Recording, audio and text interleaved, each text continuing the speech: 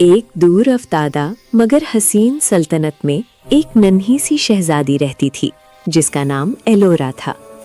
उसकी माँ मलका ज़री निहायत मेहरबान और नर्म दिल खातून थी।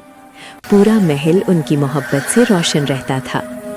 मगर एक दिन एक जानलेवा बीमारी ने मलका को शहजादी से हमेशा के लिए जुदा कर दिया। एलोरा की दुनिया अंधेरी हो गई। महल की दीवारें, कीमती खिलौने सब बेमानी लगने लगे। मलका की वफात के बाद शहजादी अक्सर महल के बाग में अकेली बैठकर रोती रहती। एक दिन वो बाग से निकलकर जंगल की तरफ चली गई।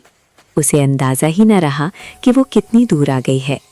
सूरज गुरूब हो चुका था और जंगल में अजीब सी खामोशी छा गई थी। अचानक झाड़ियों के पीछे से एक शेरनी नमूदार हुई। उसकी आंखें तेज थीं और आवाज़ गूंजदार। शहजादी डर के मारे कांपने लगी, मगर हैरत अंगेज तौर पर शेरनी ने उसे कोई नुकसान न पहुंचाया। वो आहिस्ता आहिस्ता आगे बढ़ी और अपनी गर्म सांसों से शहजादी के आंसू पोंछ दिए। शेरनी खुद भी एक माँ थी जिसके बच्चे शिकारियों के हाथों मारे जा चुके थे।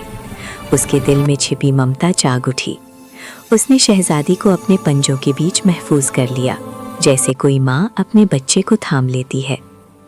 उस रात शहजादी ने पहली बार सुकून की नींद ली, शेरनी के पहलू में। दिन गुजरते गए, शहजादी जंगल में रहने लगी। शेरनी उसके लिए शिकार लाती, उसे खतरात से बचाती और हर वक्त उसके साथ रहती। एलोरा शेरनी से बातें करती, अपने दिल का दर्द सुनाती और उसे माँ कहकर पुकारती।